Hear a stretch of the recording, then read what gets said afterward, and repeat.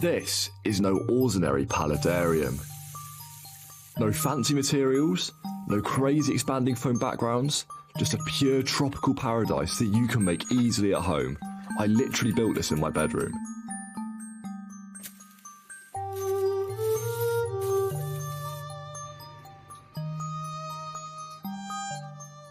This is my dad's old fish tank. It still contains some shrimp and it has been left mainly inactive for months. However, when I went to put my hand in, it gave me a sudden shock. I think the heat is short-circuited because that water's got a current running through it. Anyway, I didn't let this stop me and I cracked on with draining the tank after unplugging the power. Somehow the shrimp are remaining unfazed though. How the shrimp were okay, I'm still unsure, but I needed to move them to a safe temporary home while I build their new one.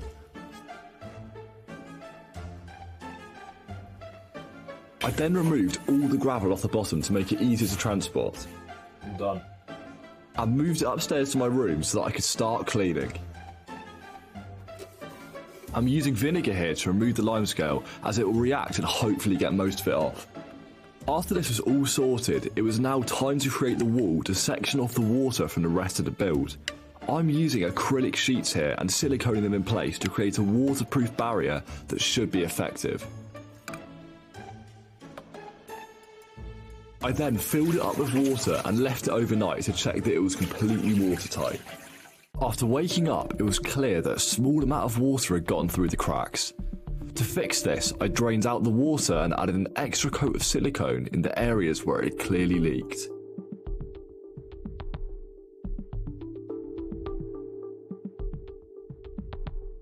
The idea for the hardscape in this build is to create a waterfall out of driftwood that flows down over a mini underwater cave.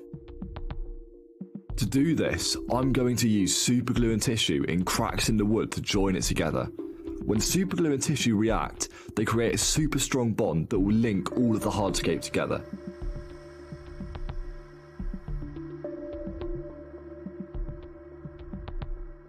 The waterfall we're creating here is going to double as a filter, as there will be no fish in this tank. To do this, I'll add filter foam and a filter tablet into a water plant pot and add it to the input of the pump. I'm going to place it in the corner of the water section along with this LED mister to give humidity to the tropical plants. For the rest of the underwater hardscape, I'm going to use lava rock to start to hide the ugly wall. When doing the hardscape, make sure to have a play around with different positions until you find the one that best suits. Before securing in the waterfall, I need to cover up the exposed superglue and tissue. By spreading the black silicone over the tissue and sprinkling crushed lava rock over this, it's the best way to create a seamless transition.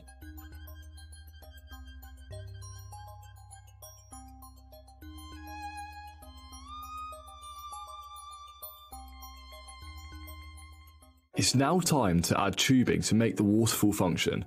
I'm threading the tubing through holes in the wood so that water will flow over the whole thing. You can see me here marking where the tubing comes out so that I can trim it to the appropriate size to help hide it better later.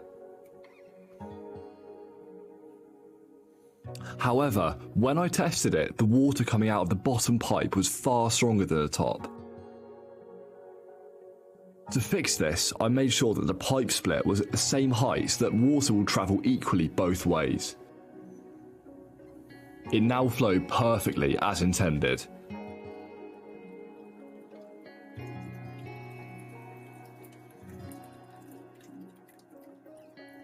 I can finally start putting these pieces together, starting with securing the tubing so it wouldn't be seen from the front. I'm now going to start using superglue and tissue to join the lava rock and wood together. You can see me securing this twisty bit of driftwood here to add more detail to this area. I didn't worry about how much tissue was showing, as this can all be fixed later. If you create more rustic joints with the tissue, it can make your hardscape look even better after it's siliconed. I don't know where I found this bit of wood, but it's one of the nicest shapes I've ever seen. When you find hardscape as good as this, it's best to make it a standout feature in your build. It's now time to cover up all the exposed tissue poking out around the tank.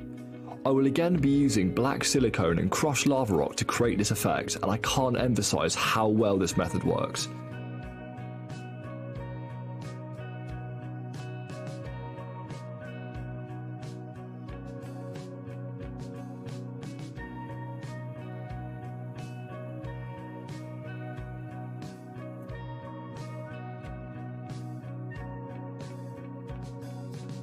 Now that this is all sorted, I'll add a layer of small lava rock onto the floor of the tank. This is to improve filtration in this area, as lava rock creates an aerobic environment fostering healthy bacteria growth. A layer of aqua soil will be added on top of this to provide nutrients to the plants that I'll be adding in soon. Down the middle of the aqua soil, I'm adding a sand path to add some colour variation. With just the aqua soil, the water area will look too dark, and this will make a huge difference to the finished scape.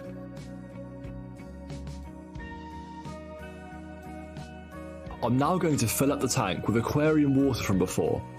This is to test the waterfall and mister are functioning correctly.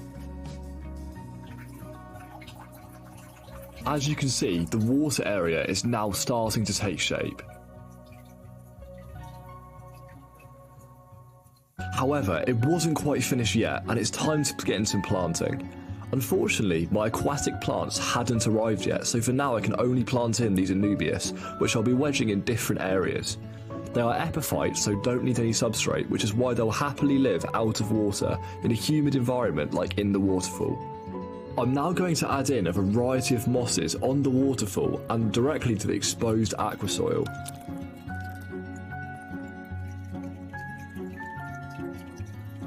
Additionally, floating plants and leaf litter go into the water to detail it, and moss balls go around the edge of the path.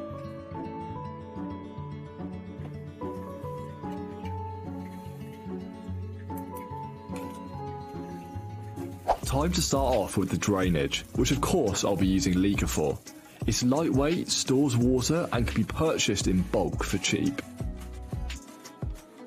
Window screen mesh will be used as a substrate barrier here to keep out the substrate from the leaker and stop it soaking up water from the drainage layer. The substrate used here is the same I use for all my terrariums and will be linked in the description for you to use. I'm trying out a variety of different hardscape designs here as it's a large space to fill. Don't be afraid to keep trying until you settle on something you like. I went with this one here as it looks like an old tree trunk with half of it fallen down, which I connected to the overhanging driftwood from before. I covered up the joint with moss this time.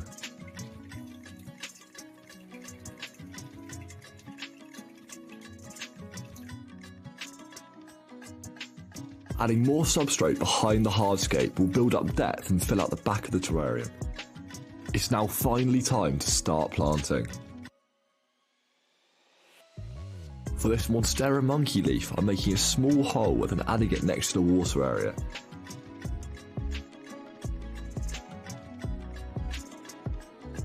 This Aglaonema tricolour is my favourite plant, so I'll add it near the front of the tank. I love the camo patterns on its leaves.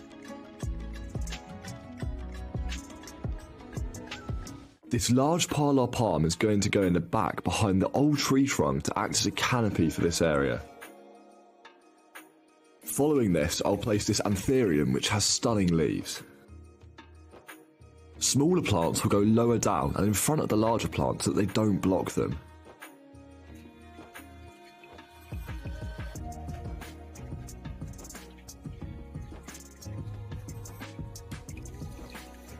I'm gluing this extra bit of wood here to add more detail to the hardscape.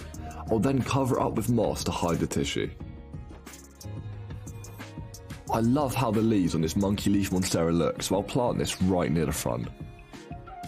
Here I'm planting another stunning Anthurium on the left side, followed by a crypt on the bank near the back.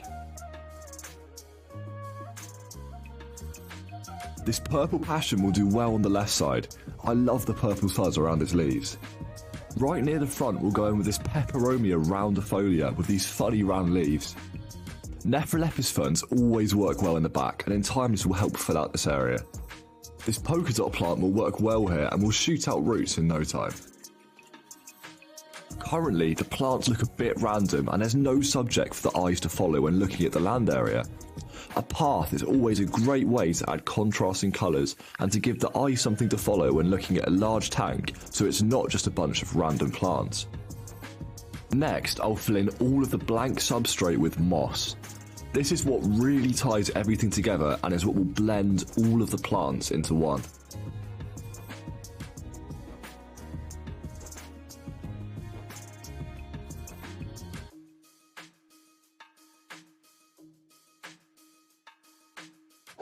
It's now time to add in the smaller details around the tank, starting with the mini moss on this driftwood, as well as a selection of plant cuttings placed around the path.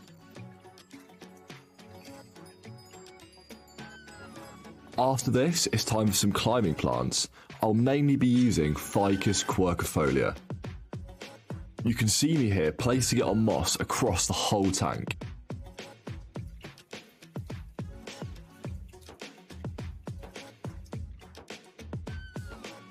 Some final plant cuttings will finish off the land area for now. I'm now going to drain the water again so I can add some more plants. It was looking a bit bare in places, so hopefully this should spice it up a bit. A few more is all that it needed, and my favourite is this Booster Philandra that I'm adding to the shallow area on the right. The rest of my Nubius can be distributed around the place. Now this is all sorted, I'll fill back up the water area and add some extra details to finish it off. The shrimp can now be introduced into their new home. Springtails are going to be essential as they eat any mould growing on the wood, and we've used quite a lot of wood in this build. After this, I gave the whole tank a spray down with deionized water.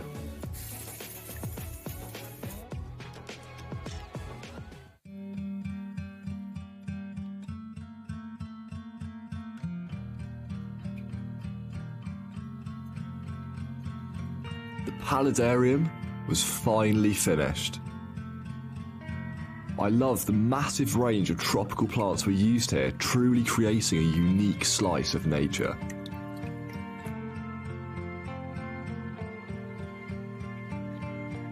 There are even some unexpected guests to join the shrimp in the water.